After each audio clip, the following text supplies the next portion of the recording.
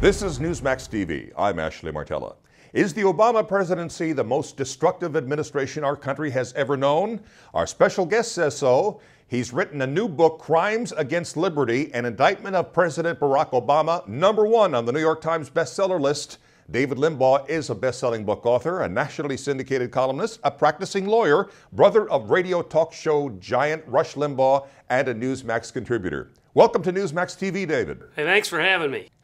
What makes Obama the most destructive president in history, and what's the most destructive thing he's done? Saying one answer for both questions. He's taking us over the financial cliff into bankruptcy within 2 terms, if he's reelected, God forbid. The national debt will double. Now, you consider the magnitude of that doubling. That means equaling all of the previous spending before him. He will equal it, and the deficit will be, he will triple it by 2020 at that rate of spending, even though he'll be out of office. And there's no end in sight with his multi-trillion dollars deficits as far as the eye can see. But he's also injecting this metastatic cancer known as Obamacare into the system. He's trying to increase taxes across the board, even considering a VAT tax, the cap and trade. I mean, he is putting such a burden on the free market system and the private sector that it will not be sustainable. And I don't think that our kids will enjoy the same kind of America, the freest, most prosperous, most secure nation in the history of the world, if his radical policies aren't radically reversed. What is the overall message you're trying to communicate with your book?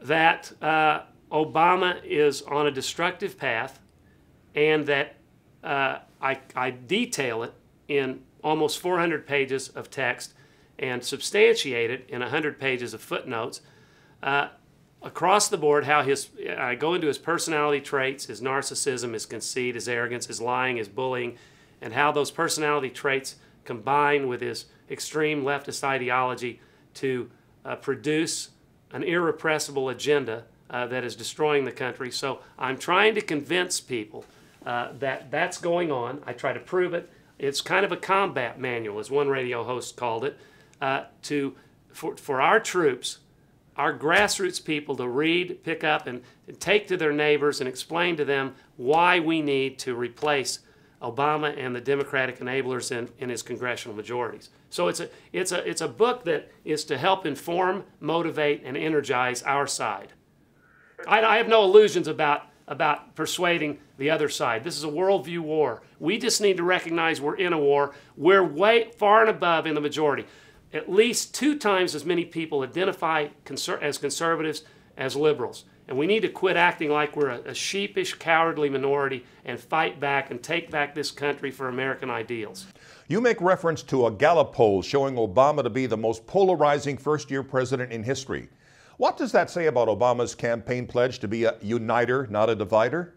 Well, it was all smoke and mirrors. I mean, even Jonathan Chait, who is one of the most liberal writers out there, who is notorious for having said, "I hate everything about Bush, even the way he walks," said that there is no conflict between Obama's appearance, self-presentation as a conciliator, and his extreme leftist agenda. View it as a means to an end. He was shocked that people were blinded to what Obama was really about. It's an Alinskyite strategy to present himself as bipartisan, as a conciliator, as ushering in a new kind of politics so that he can rope in voters and then rope in the Republican Party, such as he did with his health care summit. Come on in, I'm going to be bipartisan. Then when they come in, he rolls over them with his dogmatic, excessive, extremist agenda and makes them look like partisans for opposing it. So it shows that he's a fraud in the inducement. And I detail in Chapter 2, I set out exactly how he's not the man he claimed he was. Increasingly, Democrats are saying that President Obama is failing to connect with the American voters.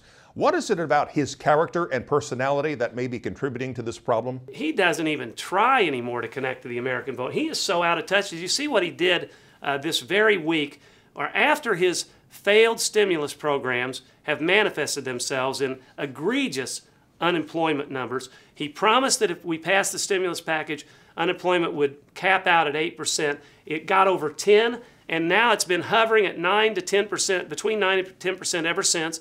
Instead of saying, I understand that my policies are not working, that Keynesian economics are failed theories, that they exacerbate rather than ameliorate the problem, and I'm going to move and I'm going to adjust my policies. He says, I'm going to do more. I'm going to propose a $50 billion infrastructure program for highways and bridges, and I'm going to stimulate this economy in a sustain. He doesn't even have a clue what he's talking about. He promised that the bulk of this money in the first stimulus package would be for infrastructure. He's on tape, and a competing conservative magazine, and I won't mention it since it's not fair on this interview, has a story out today reporting the scandal of the fact that only 7% of the money that he allocated to the stimulus went to infrastructure. The guy is a fraud, and he's up there even against advice. You can't do this. We're going bankrupt. And so he's spending this stimulus money that wouldn't be justified even if it didn't bankrupt us because it doesn't work, and yet it is bankrupting us. How can you not think that the guy's trying intentionally to take us over the cliff? I'm not saying he is. I think he's a combination of Mr. Magoo and Niccolo Machiavelli. I don't know what the guy is.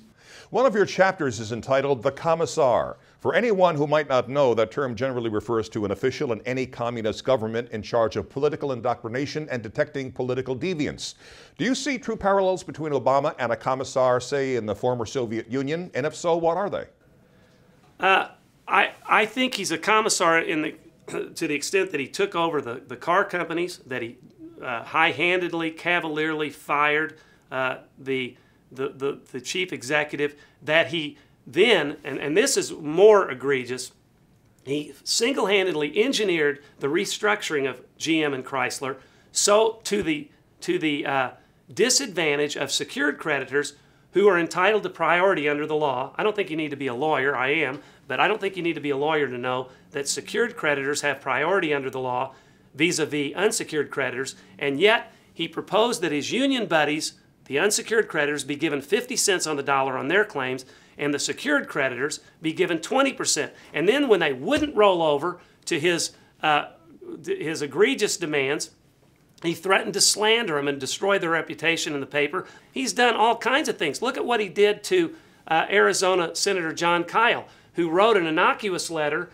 suggesting that Obama withhold the remaining stimulus monies and put a freeze on them because the monies that had been spent heretofore had not stimulated anything, which was manifestly true. And in response, 4 cabinet secretaries of Obama fired off independent letters, as if they weren't conspiratorial, threatening to withhold Arizona's portion of the stimulus money. Now, if that doesn't make your blood boil, I don't know what does. Who does he think he is, acting like this is his money and that it can't be distributed to Arizona? Yes, David, you mentioned Senator John Kyle. Obama, according to Kyle, also said to him that if he did secure the borders, as Kyle was imploring him to do, that would remove the incentive for Republicans to negotiate comprehensive immigration reform. What do you say to that? I have that in my book as well. I have everything in my book, by the way. It's a comprehensive indictment of this guy. He actually said that. Kyle said, and why would he make this up? Obama told me face to face that he would not enforce the borders because it would disincentivize Republicans to go along with his comprehensive immigration reform plan, i.e. amnesty. And what is this about? Why would they be doing this? Why would the federal government be at war with Arizona over immigration when they're just trying to enforce the law and help the federal government enforce the law? It is explicitly not racial profiling. Chris Kobach, a law professor who specializes in immigration, wrote the law to pass constitutional muster, and Obama specifically says that it's racially profiling when he knows it isn't. Why would he be doing it if he didn't have some grudge against America, or even more cynically, if he wasn't trying to change the demographics so that all these illegals can come in and vote for Democrats eventually? I mean, what's this about? It makes no sense otherwise. In your chapter, The Anti-American, you mentioned something Obama said at an April 2010 nuclear summit. He said this: "Whether we like it or not, we remain a dominant military superpower." What does that tell you about Obama, David? See, I put that quote in there because I said it encapsulates Obama's view of America. He doesn't want America to be a sole superpower. He thinks we're too big for our britches, that we have consumed too much of the world's resources, that we're unnecessarily provocative, that we even contributed to bringing on 9/11. His pastor said it. He went to the church voluntarily. That we are recruiting terrorists by our enhanced interrogation techniques. He said that when asked whether he believes in American exceptionalism, he said dismissively, yeah, I believe in American exceptionalism like Greeks believe in Greek exceptionalism or Brits believe in British exceptionalism. What kind of foreigner do we have in this office? I'm not talking the birther issue. I'm saying this attitude is of an alien, a guy who's not proud of this country, who goes around apologizing to the world for our dismissiveness and arrogance, and who says we have not comported ourselves like a good citizen.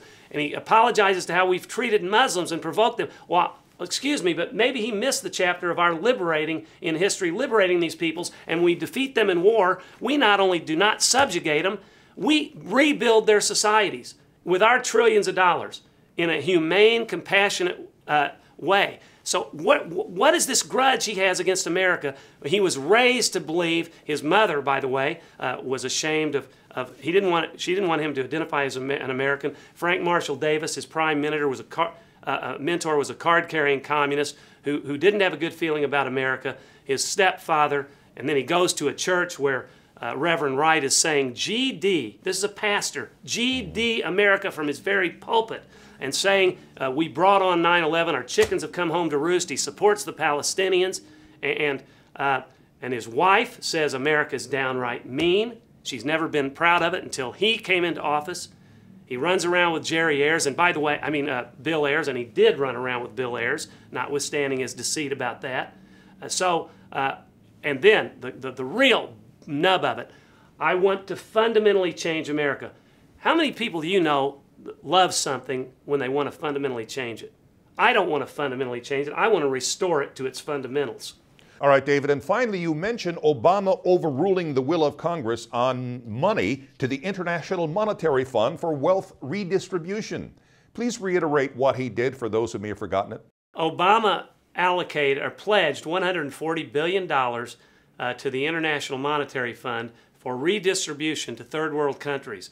He had no executive authority to do it. In fact, Congress expressly forbid him from doing it, and he said, I'm going to do it anyway. I'm exercising my power as commander-in-chief under foreign policy. But the thing is, this wasn't foreign policy. It was glorified foreign aid. Literally, redistribution of 14% of $1 trillion to third world nations when we don't have that kind of money for ourselves. It's just like he allocated money to Greece to bail them out when we're bankrupt ourselves, allocated money to the IMF to third world countries when we are literally bankrupt. And he did it against the will of Congress and against his express constitutional authority. I don't know that this guy recognizes any restraints on his constitutional authority, even when his own Democratic Congress doesn't want him to do it. This is a man who has this idea that he alone is vested and on a mission to change the country fundamentally. And as I said, I don't think anybody that wants to fundamentally change the country loves the country. We need to restore America to its founding principles. Again, the title of the book, Crimes Against Liberty, an Indictment of President Obama. Thank you, David Limbaugh. Congratulations on making tops on the New York Times bestseller list, and good luck with that book. Thanks for having me. And thank you for watching Newsmax TV.